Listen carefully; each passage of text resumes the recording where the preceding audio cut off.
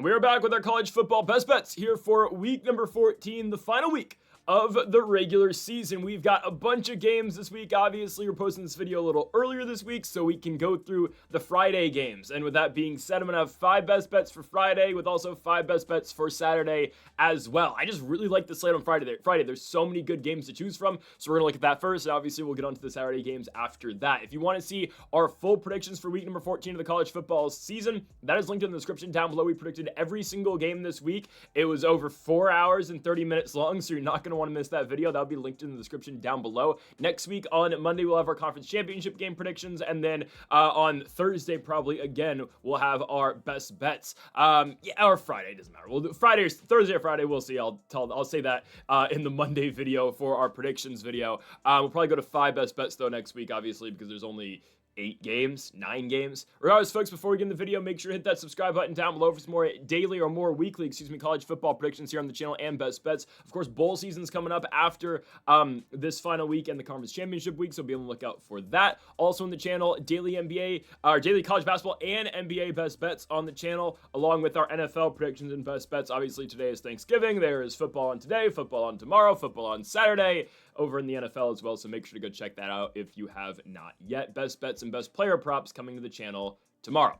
Okay, on to the first of our 10 best bets this week for college football. We kick things off with the Friday slate here with the Air Force on the road in Fort Collins, Colorado. It's a Colorado versus Colorado game, but I'm taking the Air Force Falcons to win the game outright against the Colorado State Rams, minus 130 on the money line for the Falcons. They are levels ahead of the Colorado State Rams, and there is a lot of, I don't want to call it controversy, but I guess we can. There are doubts around Colorado State this week. Obviously, the big news was that Jim Mora leaves UConn to go to Colorado State, which, I'm going to be honest, I think I'd rather coach at UConn.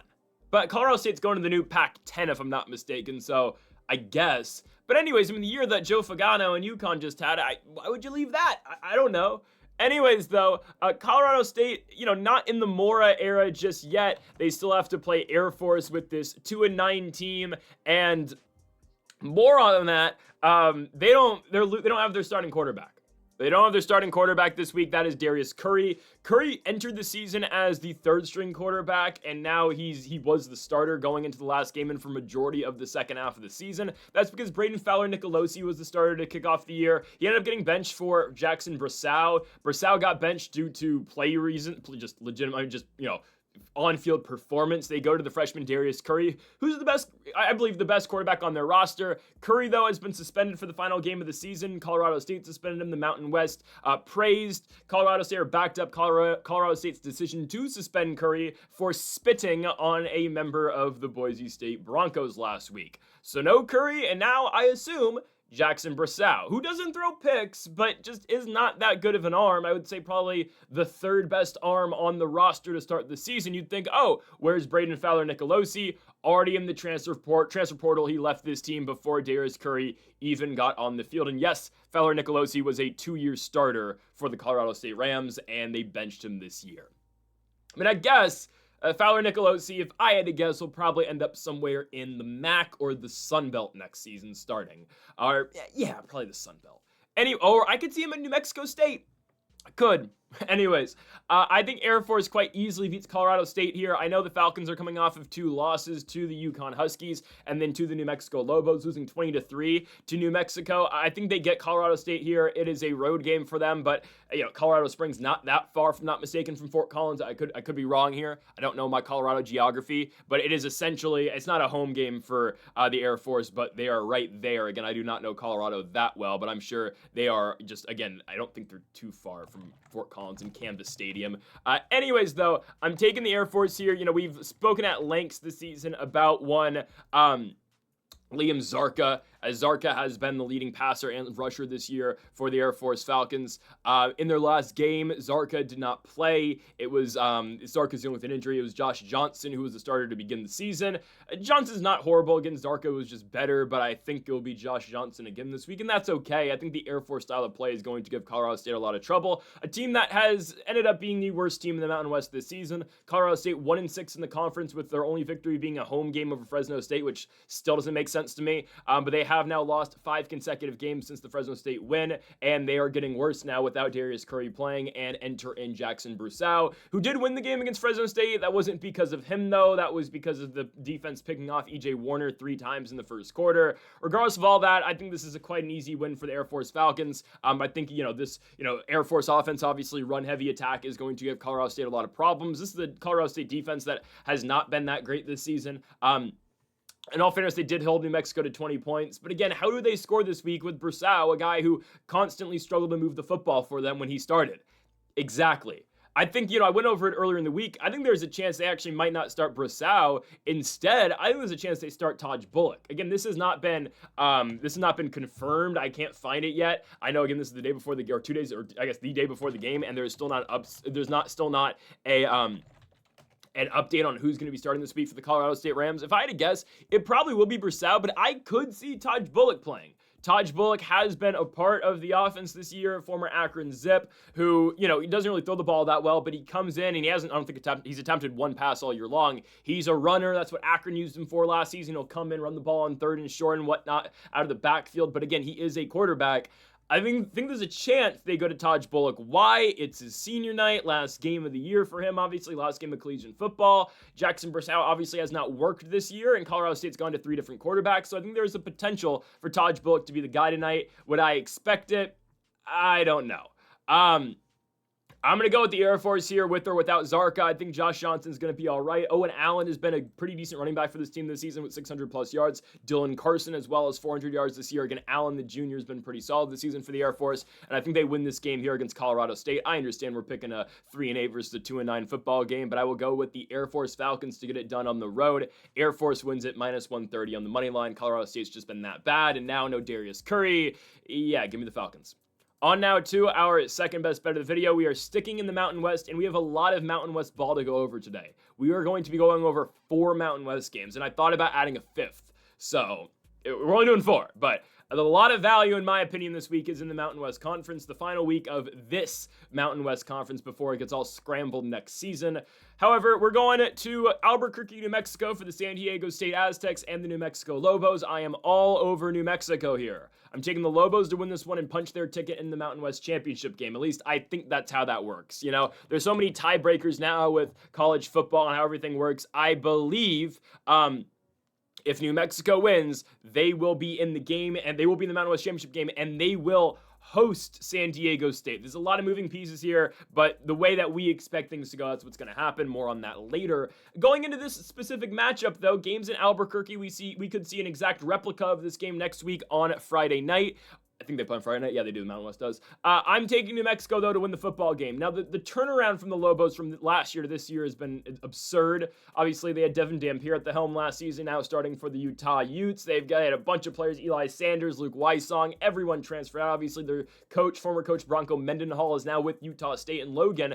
But New Mexico this season goes 8-3, better than 5-7, which they were last season. And Jack Lane, man, what a year for him. The former subdivision quarterback in Lane Jr., played at Idaho 3 seasons, comes over to New Mexico. He's been the starter. Lane's been good enough. I'm not gonna, lie. I'm not gonna sit here and lie to you and say Jack Lane has been the best quarterback in the Mountain West. No, he's been a good quarterback. He's not been over the top great. It's that run game that's been good. Defensively, they've been a very good team. And when they do need Jack Lane to step up, this is what I will say. When they need Jack Lane to step up, he's been massive for this team. They are 8-3 this season. Only 2 losses in the Mountain West were to kick off Mountain West play, both on the road in San Jose and in Boise to the Spartans and the Broncos. Since then, 5 consecutive wins for the New Mexico Lobos, beating Nevada, beating Utah State, beating UNLV on the road, beating Colorado State, and also last week going on the road to the Air Force and winning as well.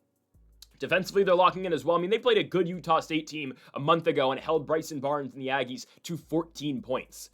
I mean, I know, again, they did beat UCLA, and that was in the, the period of time where everybody was beating UCLA. They beat UCLA 35-10. in September as well on the road in Pasadena. New Mexico's playing good football, and they've played good football all year long. They get the Aztecs here, a team that I believe is heavily overrated right now. San Diego State 9-2. I don't know if they're still in the others receiving votes section of the AP poll. They should not be. This is a team that's 9-2, and yes, they're a much better home team than they are on the road. Oh, they're on the road here. If you take San Diego State outside of the state of California, they're not good at all. Outside of the state of California, guys, San Diego State loses at Wazoo by 20 points, 23 points. They go to Hawaii, lose by 32. Their other road games outside of the state, 2. They go to Nevada, beat up, the Wolfpack who suck, and then they win 6-3 over Northern Illinois.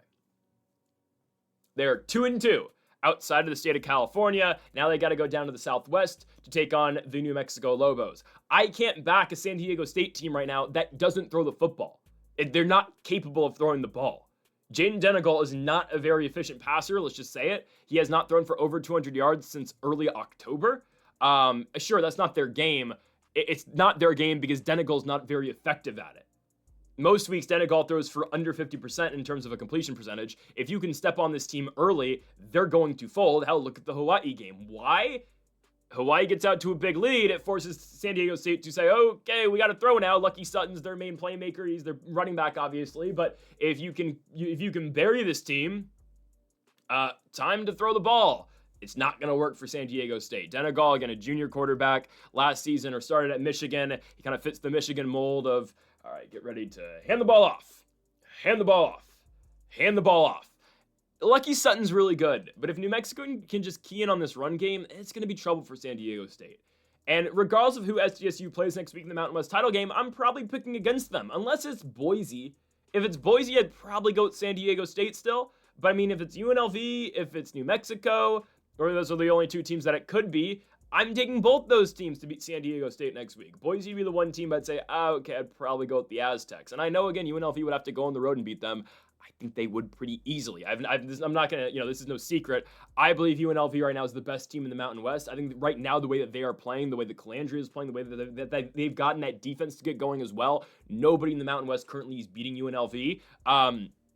Doesn't matter if they can't get in the game, though. So that's another thing. UNLV has a chance. That's a whole tiebreaker and whatnot. They go to Nevada today, but it's out of their hands. I believe, if I'm not mistaken, New Mexico can kind of throw a wrench in this entire thing for UNLV, and another thing can as well. So we'll get to that in a second. We're going to take New Mexico to win at plus 100. Great value for Jacqueline and these guys. Just stop the run game with Lucky Sutton, and you're in pretty good shape in this game. So give me New Mexico. The other equation, this is what gets them in the game, the Mountain West title game, is Utah State potentially beating Boise State. Now, I'm not going to take a Utah State money line play here, even though I think it is playable.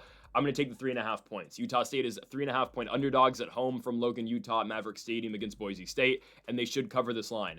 Boise State has not been a great team recently, and obviously a lot of that has to do with the injury to Maddox Madsen. But you put this Boise State team on the road against the Utah State team that is now gaining momentum.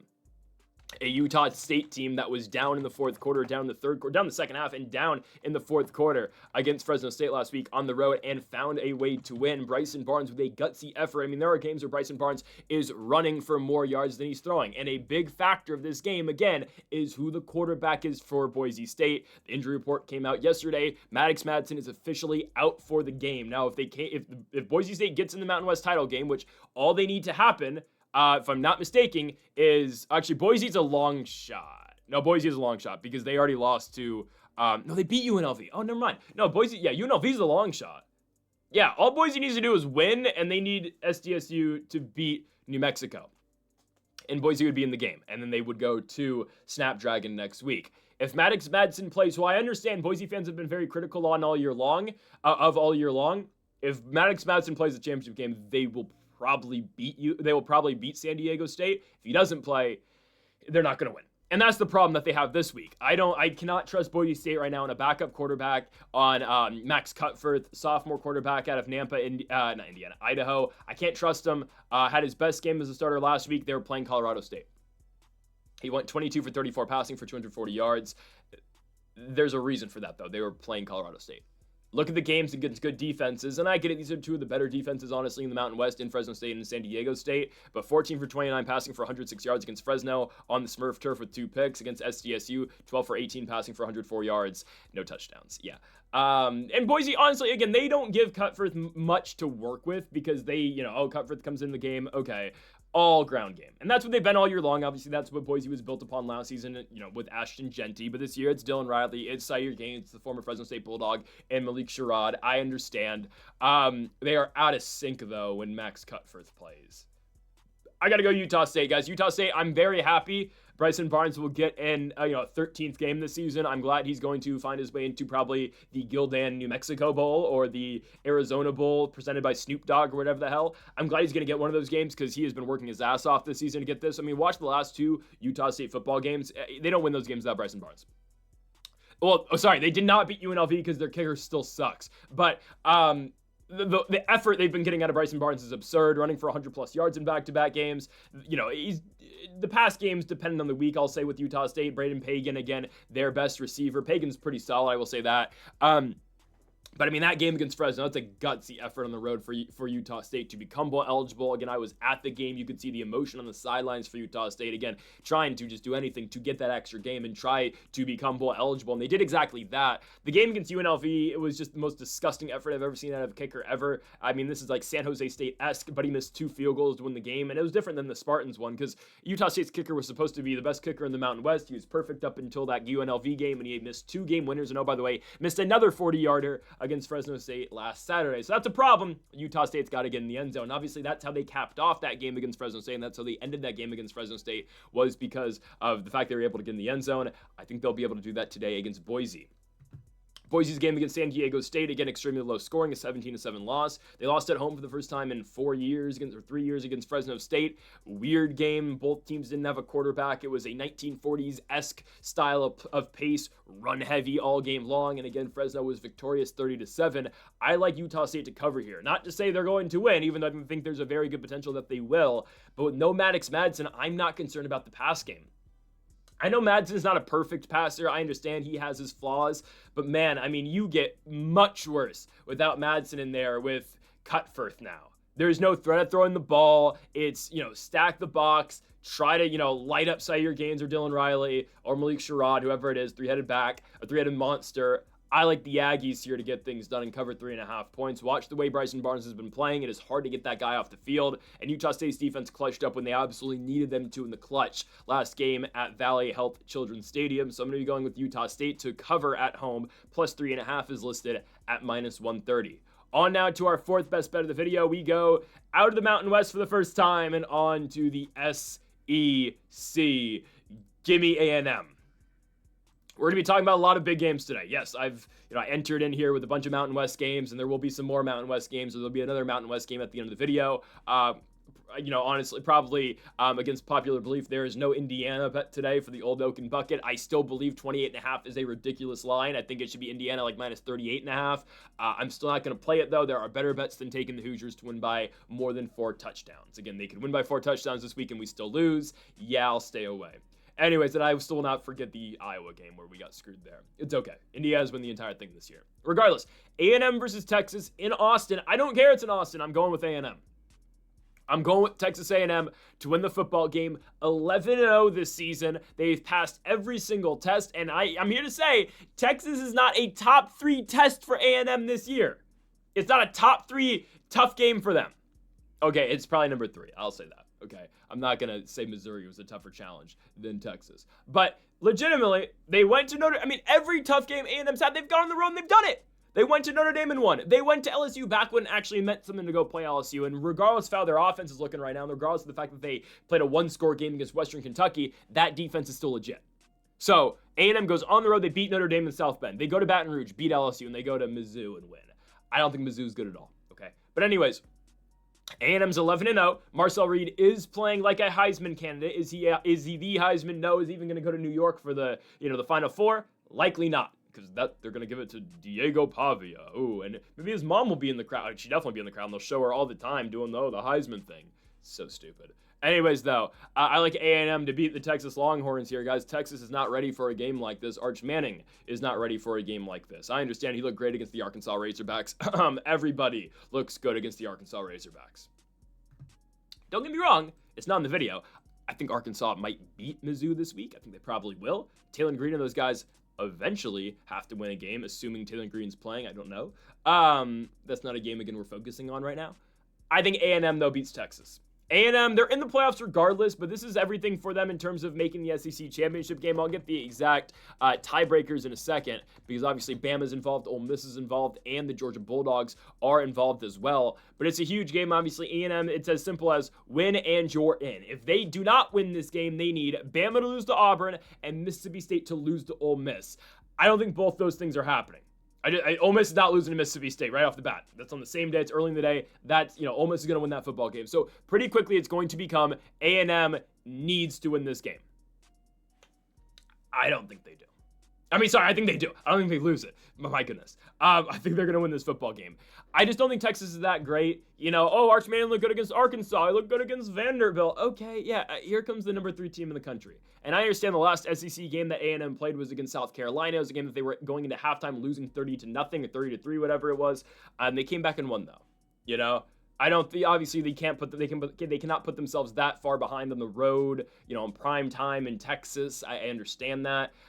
I think they're going to be okay. I think they're much better than the Longhorns. I've not been sold on Texas for a while now. And, obviously we saw that, honestly, from week 1 when they went to Columbus and then when they, barely got by UTEP and then they lost to Florida on the road. It's been the same thing every single week for the Longhorns. It's been disappointment after disappointment. And it's a problem when, you can't get your run game going. Wisner's got 400 yards this season. The dude had over 1,000 last year and he's struggling to crack 500 in his junior season. It's a problem.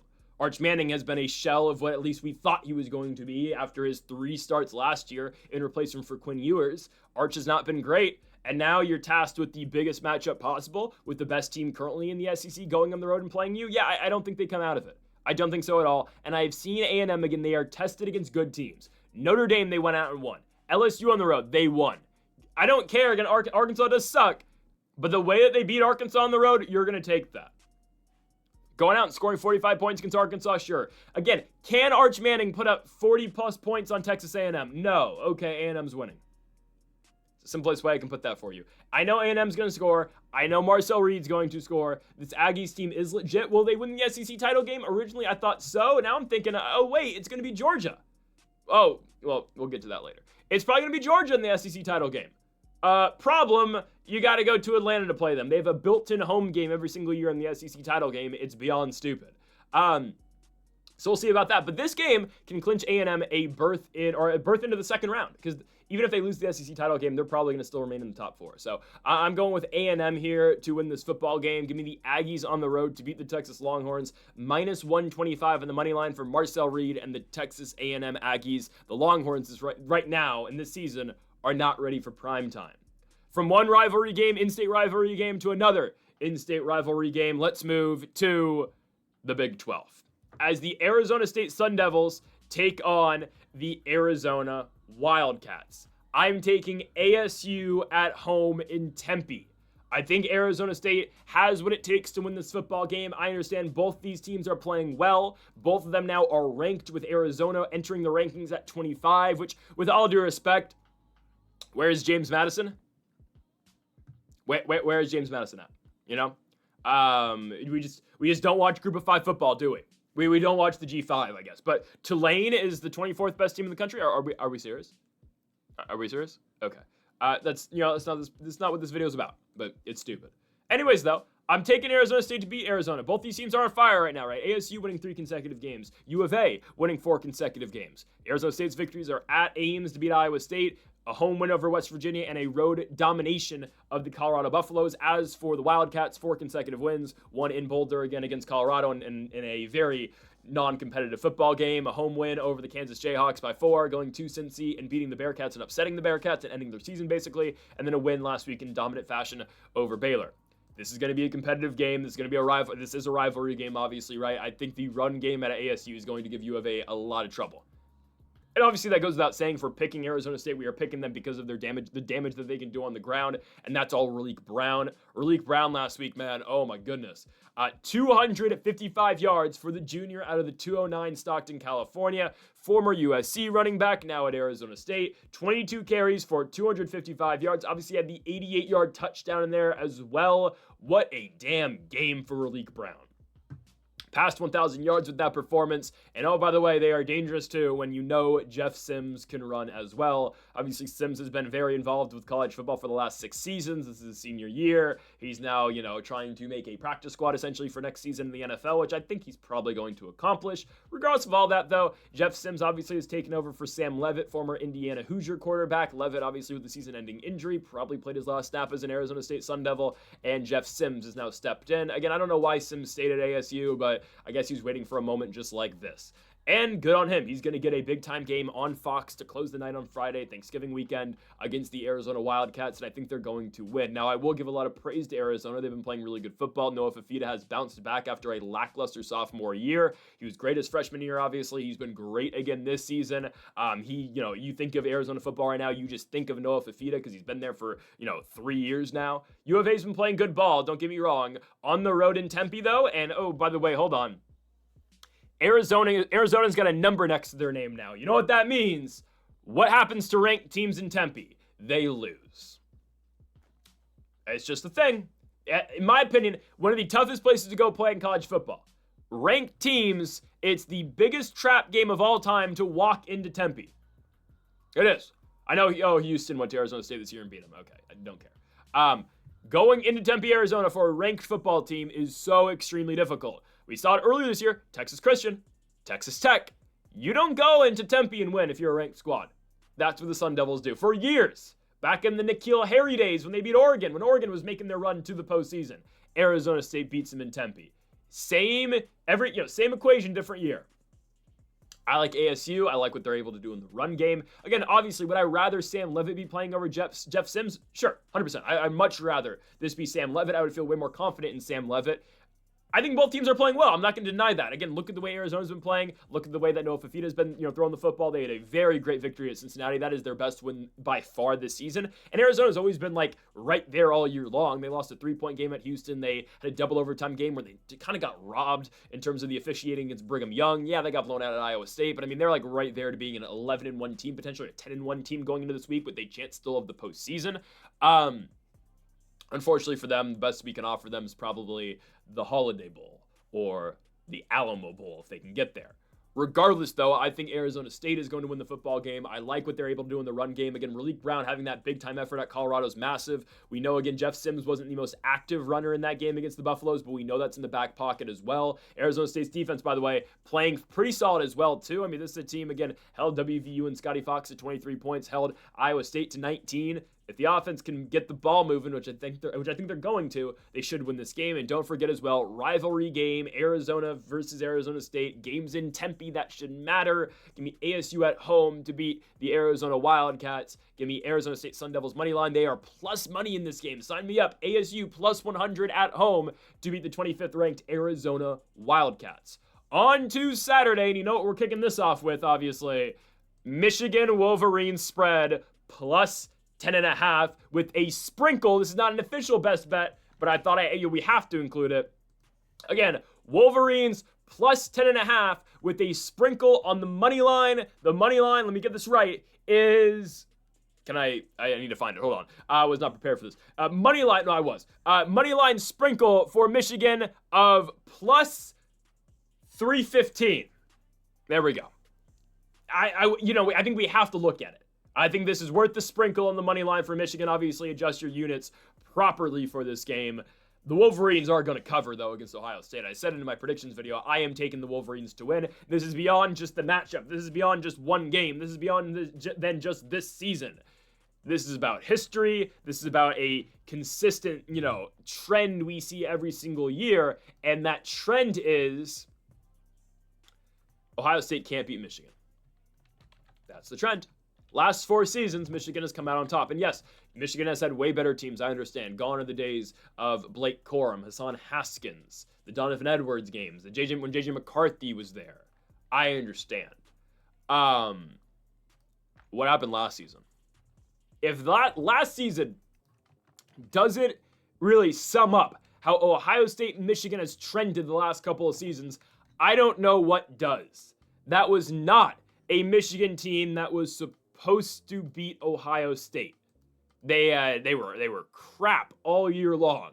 Michigan was a, middling team in the Big Ten. I know they finished out winning a bowl game against Alabama, but regardless, that team was nothing last season. They were shuffling quarterbacks, Davis Warren, Jack Tuttle, Alex Orji. They couldn't find their ways. The team threw more interceptions than they did touchdowns last season, and they still beat Ohio State, and they did it at the shoe. They did it at the shoe. I don't care Ohio State won the national championship game. Good on them for that. Who won the game? That was Michigan. I think they do it again. They're better. Michigan is better. And before you say Ohio State's just equally as good, they are. The Buckeyes are equally as good. They lost last year to this team, and they lost to them at home. Something about Ryan Day playing the Michigan Wolverines doesn't matter where it's at. Like, we're going to get to a rivalry game later where it does matter where the game's at, and there's a big reason why we're picking a certain way in that game. This one doesn't matter, but it's even better now. The game's in Michigan. Sign me up. They're not losing at home. On top of that, they're not getting blown out at home. 10.5. Oh, yeah, they can lose by 10 points and we still win? Come on now. This is too easy for the Wolverines. Again, I can get down to the basics of, okay, how about Bryce Underwood? Is he all that great? No. He's a true freshman. He's 18, 19 years old. I understand. Underwood will have better days. Bryce Underwood's future obviously still lies in the National Football League. It's his freshman year. He'll be a lot better eventually. Still, as a freshman, he will do enough to beat Ohio State. What does he have to do? Hand the ball off. Hand the ball off, hit quick short routes, move the ball downfield. I expect a somewhat low-scoring game, which obviously favors the underdogs as well in the spread. Ohio State's a team last week that was very banged up against Rutgers. Obviously, they have Heisman hopeful Julian Sayin. Sayin, I think, has kind of been eliminated from the Heisman race. I think it's kind of already known who the Heisman's going to be. It's going to be Fernando Mendoza. I think if Jeremiah Love, runs for like 500 yards against Stanford, maybe. But I mean, Mendoza's minus 125 in the field. Everyone else is plus 400 and beyond. Against Sayin, still the second guy in the Heisman race. The problem is he's not the best player on his team, and we saw that last week. I mean, they score 42 points and Sayin throws for 150 yards. Now, last week for Ohio State, no Carnell Tate, no Jeremiah Smith. Both those guys are playing this week, but we knew that. We knew regardless of how they felt and, if they were 100% or not, we knew that they were playing this football game because this game honestly means more than the postseason does in some sense, right? Ohio State does not want to lose to Michigan 5 times in a row, and what Ohio State can do if they lose this football game is they will put Michigan in the playoffs. We went over our bracket at the end of the predictions video the other day, and yeah, with that victory, I threw Michigan in the bracket. I think they have to be in the playoffs with that win over Ohio State. Right? I think they would basically squeeze BYU out of the playoffs, in my opinion, and they would be the number 10 seed, and they'd probably have to go to Oxford to take on the Ole Miss Rebels. But anyways, I think Michigan gets it done. I think they get it done, and beyond that, we have 10 points on it. We have 10.5 points on it. Again, you can look at X's and O's, and you can say, I think Ohio State's got a really good offense this year. They do. They should be able to stop the run. 100%. We say that every year about Ohio State. And again, it's like, this is beyond just, the J.J. McCarthy days and how Corum and Haskins and when Donovan Edwards was still solid. No, we're talking about last year's Michigan Wolverines team beating Ohio State. If that doesn't say one team has ownage on the other, I don't know what does. I'm going Michigan at home in the big house. Michigan plus 10.5 with a slight sprinkle on plus 315 money line for the Wolverines. On now to our next best bet, and we go to another interstate rivalry game back in the Southeastern Conference. Rocky Top, Tennessee, you get a chance to end this Diego Pavia madness once and for all. This is bigger than just our bet. This is bigger than just, winning a couple units or something, or whatever you're betting on this game. We need to end the Diego Pavia bullcrap now. It started off cool. It's not anymore. Nah. I'm sick of seeing Diego Pavia. I'm sick of seeing Diego Pavia's mother. I'm sick of it. I'm done with it. This is the end. Because if these guys win, if Vanderbilt finds a way to win this basketball game, well, A, we're still never going to hear the end of it. And B, Diego Pavia is going to go to New York, and there's a very good chance the committee is going to put them in the playoffs. I don't think they beat Tennessee, though. Okay? You're not going to Rocky Top and win this football game. Not at all. And yeah, Joey Aguilar and Diego Pavia are in cahoots in terms of, suing the NCAA to try to get their junior college years back. Whatever, as long as Joey Aguilar doesn't, start, pimping out his own mother, I don't really care, I mean, it was funny at first with Pavia and Vandy, it really was, and then it's not funny now that the SEC Network and ESPN, or just ESPN in general, has picked up on the story. Now, you can't watch, like, watching a Vanderbilt football game is watching a Chiefs football game. You always see Taylor Swift. Vanderbilt, you always see Miss Pavia. Oh my goodness, I can't stand it anymore. I don't think Vandy's going on the road and beating Tennessee. I don't think so. I understand Tennessee's not been the best team at home this year. They lost to Georgia in a game that they easily should have won. If they beat Georgia, we'd be talking about potential playoffs right now for Tennessee. We would. We'd be talking about winning you're in right now for the Volunteers like we are with Ole Miss, right? Tennessee did lose at home to Oklahoma. Oklahoma has shown all year long they can go on the road and beat good teams, and that's going to aid them probably a home game, I would assume, in the postseason this year. But when we look at this game stylistically, I mean, you know what Tennessee's going to do. It's an explosive offense. Joey Aguilar's done a pretty good job this season managing this, Tennessee offense. Obviously, it's high pace. You got a run game too with Deshaun Bishop, who's inching closer to 1,000 yards this season. As for the Commodores, they're not that good. Every time they play a good team, they lose. It's that simple. Oh, they beat LSU. Look what LSU ended up being. They beat Missouri. Missouri's horrible. They beat South Carolina on the road when they were ranked 11th in the country. Oh, yeah. Okay, look at what South Carolina is now. Luke Doty, by the way, had to play quarterback in that football game for South Carolina because Lenora Sellers got injured. They have not gone on the road this season and beaten a ranked team. And look at I guess South Carolina, a decent ranked team. Their road victories this season are VTech, South Carolina. Oh, and that's it. That's all. That's all, folks. The other two road games, they lost at Texas, lost at Alabama. I'm all right. I'm okay not picking Vanderbilt here. Pavia's coming off a 484-yard day. Awesome. I mean, that was the biggest stat padding performance I've ever seen. You don't believe me? We'll find the clip where Diego Pavia's coaches at Vandy have to tell him, no, you're not going back in the game up 35 points in the fourth quarter because you wanted to keep throwing the ball. I mean, bro did his Heisman pose after throwing a swing pass that resulted in a 15-yard touchdown. Okay. Yeah, no, that makes total sense. The fact Diego Pavia is even fourth right now in the odds to win the Heisman is ridiculous. Again, it's Mendoza, Sayin, Love, Pavia, Reed. Pavia is going to get the invite to New York to be in the Final Four. Oh my goodness. Over, by the way, Jacob Rodriguez from Texas Tech.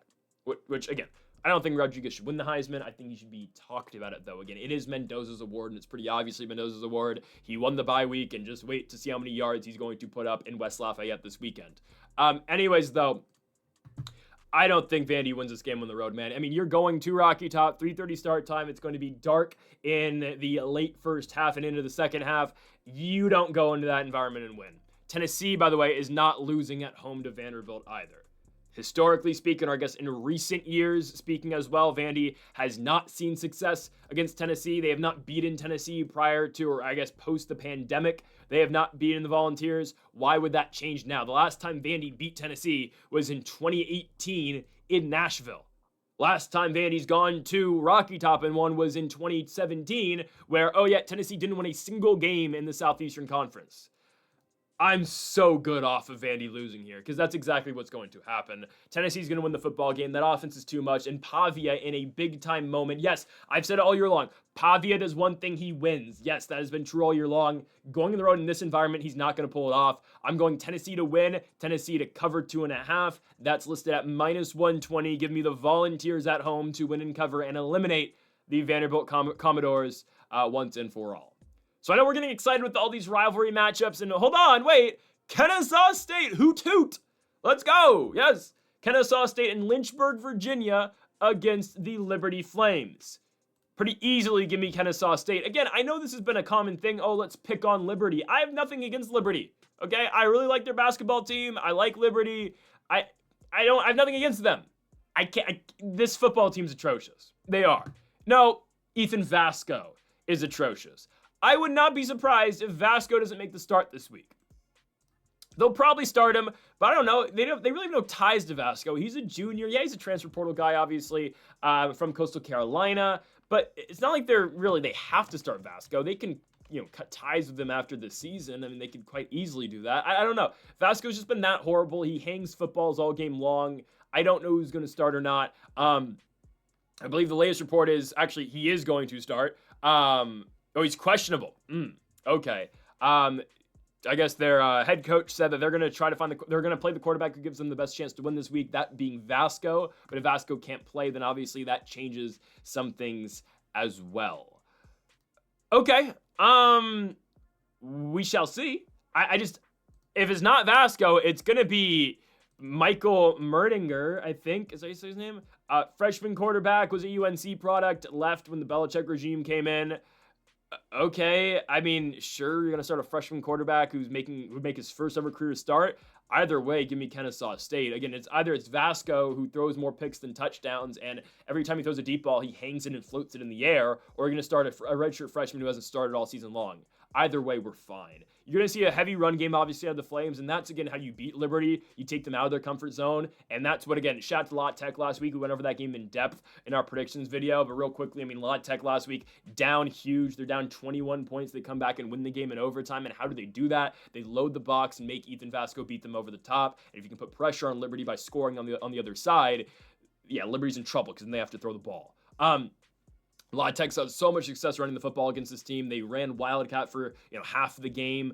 And I know, again, that's not entirely Kennesaw's game plan because Kenny Odom is more than willing to throw the football. I don't really care, honestly, how they get it done. I don't think Liberty's secondary is that great. This is more so of Liberty's offense is atrocious, and Kennesaw should be able to take advantage of it.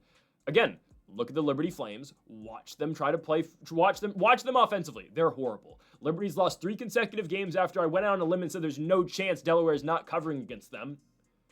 That was a take, right? Because the Delaware Blue Hens, by the way, lost to Liberty 59-30, and Liberty has not won a game since. They lost to Missouri State 21-17. They lost to Florida International 34-27 in overtime on the road at Pippel Stadium, and they just lost at La Tech 34-28. I'm going with Kennesaw.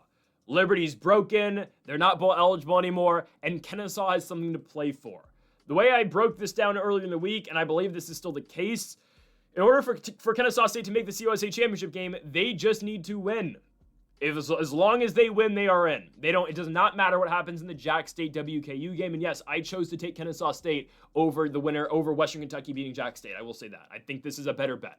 Kennesaw playing a bad team compared to Western Kentucky playing a team that they should beat with the season on the line, but I'd rather go to this. I don't want to bet against Caden Creel and Cam Cook. I'm all right. I'm taking Jack State. I'm taking Kennesaw here. They win this game, and I think they host the CUSA title game, or is that going to be at Bowling Green? I don't know. They might be on the road regardless. Regardless, though, all they have to do is win. If they lose, then it doesn't really matter who wins the Jack State WKU game. They're both in the CUSA championship game then. But I think it's going to be Kennesaw. I think they get this win against the Liberty Flames. Again, I don't think Liberty's good. I've watched Liberty this season. Offensively, they're really bad, and I like Kennesaw quite a bit. Amari Odom's done a great job. They do have the two-headed monster at quarterback, but it's really it's mostly Amari Odom, and then sometimes, they'll go to Dexter Williams, but primarily it isn't an Amari Odom-led team. They have some really good receivers over at Kennesaw, and the Owls have been absolutely great this season. They get a chance to win the CUSA in their second year at the FBS level. That's big time, man, for the Owls.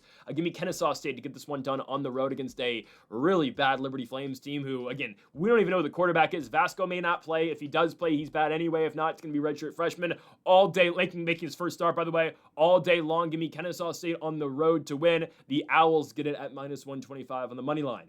On to our next game, and we go to potentially the biggest game of the week. It's either, again, Michigan State or Michigan-Ohio State. Not obviously Michigan State. Michigan-Ohio State, or this one right here, the Iron Bowl. Alabama goes on the road to Jordan-Hare to take on the Auburn Tigers. Something about that stadium. Don't take my word for it. Take Coach Saban's word for it. Something about that place. It's demonic.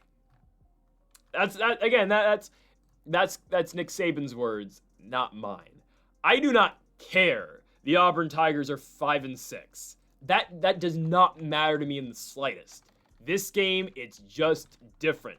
The difficulties Bama has had in the last decade going to Auburn and playing, as obviously well stated. I mean, the nightmares of, the close game where Bryce Young played, the Jalen Milroe game where, they had to pull off the 4th and 15 nonsense. Here we go. Now, Auburn is starting Ashton Daniels this week. I think that's a game. I don't think they're actually going to play Ashton Daniels the entire game. Former Stanford Cardinal quarterback, obviously Deuce Knight last week had 6 touchdowns, albeit it was against Mercer. But Deuce Knight, the former former 5-star quarterback, got his first start last week and looked excellent. Now, again, I think this is all just smoke. I think Ashton Daniels will get the first play. I will say that. I think he might get the first drive. It is senior night. Ashton Daniels is a senior, right? Or is he a junior? Ashton Daniels is a senior, right? I think. Ashton Daniels is a senior. Jackson Arnold as well is on the roster too, but he's a junior and he won't be playing at Auburn next year. He'll be playing at UL Monroe. No, I would not wish that on anybody to go play there. He'll probably be at like a South Alabama or something. I don't know. Jackson Arnold will probably start in the ACC somewhere.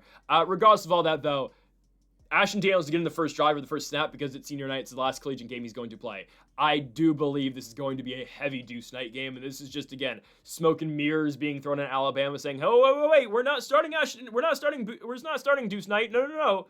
We're starting Ashton Daniels, so you got to prepare for that. It's going to be Deuce Knight, trust me. Deuce Knight opens up the offense so much, man, and I understand it's Mercer, but 239 yards through the air, 162 rushing yards, and 6 touchdowns. Yeah, he needs to start this game. This is obviously, Iron Bowl. I mean, I guess Auburn, they can be bowl eligible if they win. They don't really care about that. They just care about beating Bama. Again, though, something about Jordan Hare. It is a demonic place. Saban said it. Other people have said it. Yeah, I'm taking Auburn to find a way here. And we don't even need them to win. Again, there is a slight sprinkle on the money line, but plus 5.5 for the Tigers at minus 105. Absolutely. Let's not forget the competitive games Auburn has played all year long. Beyond just the Alabama matchup, they lost a 7-point game in overtime to Vandy, a 7-point game to Kentucky. They beat Arkansas.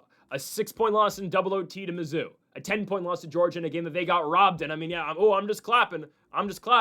A 6-point loss at A&M, a 7-point loss at OU. They've been competitive in every single game that they've played this season. And if they start Deuce Knight, who again, I understand, he's only started against Mercer, but if you give him a chance to take over the offense this week, ooh, man, I think it's danger for Alabama. I really think so. And I get it. Bama's been really good this year. Obviously, the Ty Simpson Heisman campaign has, obviously fallen off over the last couple weeks. He's not ended his season the way he started it, but it's okay. I guess he's still projected to be the number 1 pick in the NFL draft. Make that one make sense. I don't know. It's whatever. But I look at Bama, man. I mean, that Oklahoma game at home, not a game you want to lose. And now, again, Bama is playing for their playoff lives. Auburn knows that. Auburn knows, they can eliminate Alabama. This is as good. This is as good as it gets. Auburn, this is their Super Bowl. And yeah, they are playing for an additional game as well. They're playing to get a bowl game. Sure, they are, 100%. They're playing to get rid of the Crimson Tide this week. Absolutely. They're playing to get rid of these guys. And I think they're going to do it. Give me plus 5.5 for Auburn. Again, Alabama, they're nothing, it's a talent-filled team. I'm not going to deny that. Ty Simpson's been good this season. Again, the run game with Jam Miller and whatnot, it's all right. It's more of a pass-heavy offense. Obviously, again, there's a reason Simpson is projected right now to be the number 1 pick in the draft, which, if you want to win, why wouldn't you take Fernando? I feel like Mendoza's the way better talent, the way better prospect, but that's neither here or there. I think Auburn's got an answer. I think Auburn, again, we'll see. I assume Alabama knows it's going to be Deuce Knight.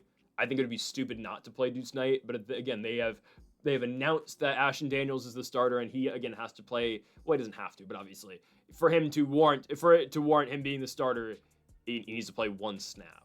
Maybe he plays the first drive, but yeah, I don't think we're gonna see much of Ashton Daniels in this game, and that should open it up for the Auburn Tigers winning it. Again, we don't even need them to win though. We just need it to be a competitive game. Plus 5.5. Again, just look at the last couple games that Bama has played at Auburn. 2023, a 27-24 victory for the Tide. Obviously, that was the game where Milroe backed, threw the ball off his back foot and found a way.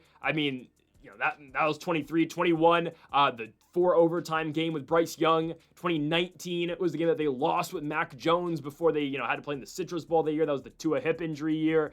2017 with Jalen Hurts, they went to Auburn and lost as well. Auburn has covered this line at home at Jordan-Hare in each of the last 4 games that they have played in Auburn, Alabama. It's not any different tonight.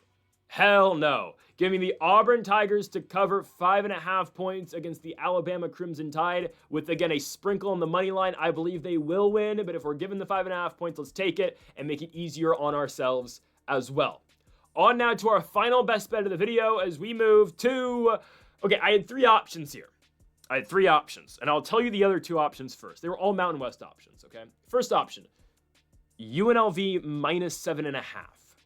UNLV minus 7.5 against Nevada. That was my first option. Thought about it. It's like, I don't know. That weird Chupa Purdy team is, with Purdy at receiver and running back.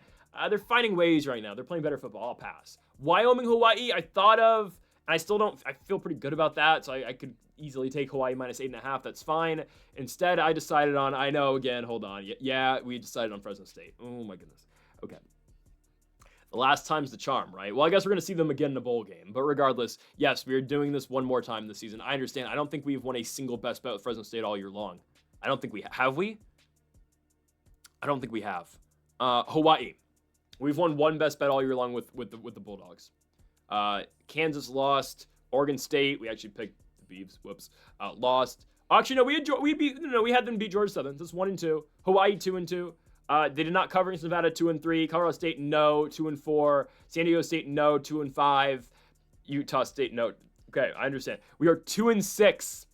Oh my God, we're 2-6 this season, betting Fresno State best bets with them covering the spread / picking against them once. Oh my goodness, it has not been good for us picking Fresno State. I completely understand, guys.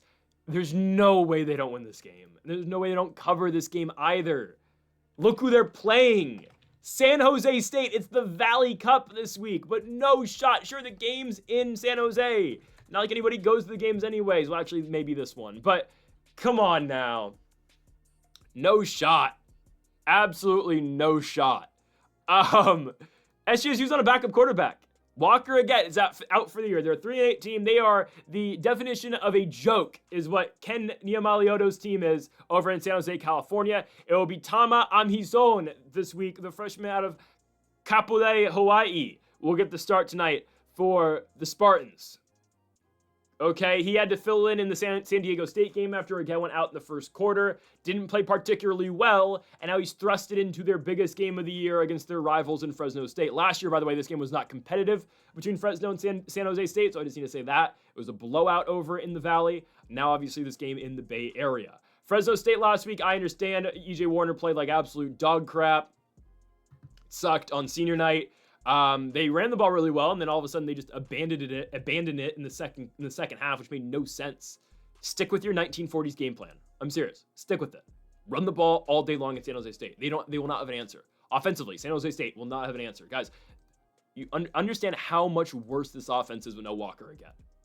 Again, yes, Amizone has he has one thing in mind: get the ball to Danny Scudero. Danny Scudero, no longer the college football leader in receiving yards. He'll likely be the leader, though, by the time the season ends. Skylar Bell for UConn has already played one additional game because UConn season is over, at least until their bowl game right now. Scudero is only 42 yards off of Skylar Bell, 43 yards, and he'll pass Bell. And then the next, Mekhi Lemon's over 100 yards behind him. So Scudero probably wins the receiving title this season, so good for him, doing what Nick Nash did last year as well. But I don't think Amizone is that great. He's a freshman in his first ever start. We've seen glimpses of him, but again, nothing to write home about so far. He's a lot more mobile, I will say. He's a lot quicker than Walker. Again, he's only 5'11", and Get's like 6'4", 6'5". So a quicker quarterback, not the arm at all that Get has. And this team, again, their biggest problem was not Walker Get. It was not... Well, it was offensively in that Nevada game, but it's just defensively they're not great, and their play calling's atrocious. And yeah, they scored 10 points against Nevada and lost by 45 points up at UNR.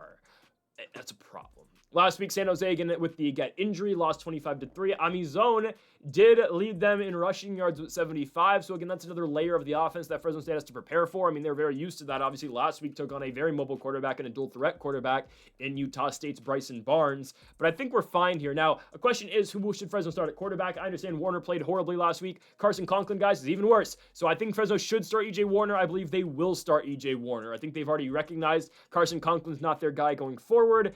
E.J. Warner's a senior, and Warner probably still gives them the best chance to win.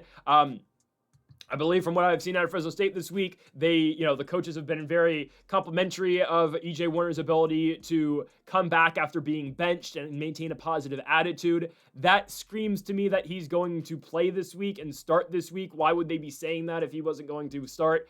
So I think it'll be E.J. Warner starting this week for the Bulldogs. And I know, again, I know Fresno State fans are not, very excited about E.J. Warner.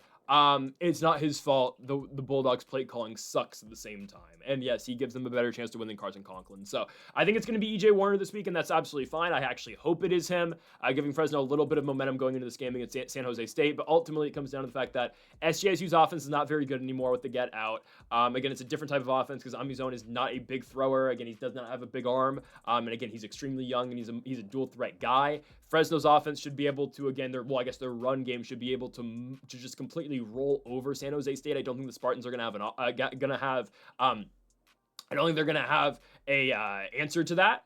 And I think Fresno State should quite easily take this football game. So the Bulldogs here are 2.5-point favorites. We're going to buy a half a point to get it. Currently lines at -3. So I'm going to buy, I think it's 3.5. So I'm going to buy a complete point to get it down to -2.5 at -130. Sign me up for that one. I'm going to go with the Bulldogs, get this one done on the road. SJSU is awful. They're atrocious. And Fresno State should be able to clean this up and win their third consecutive Valley champion. Did they? Oh, they did not win in 23.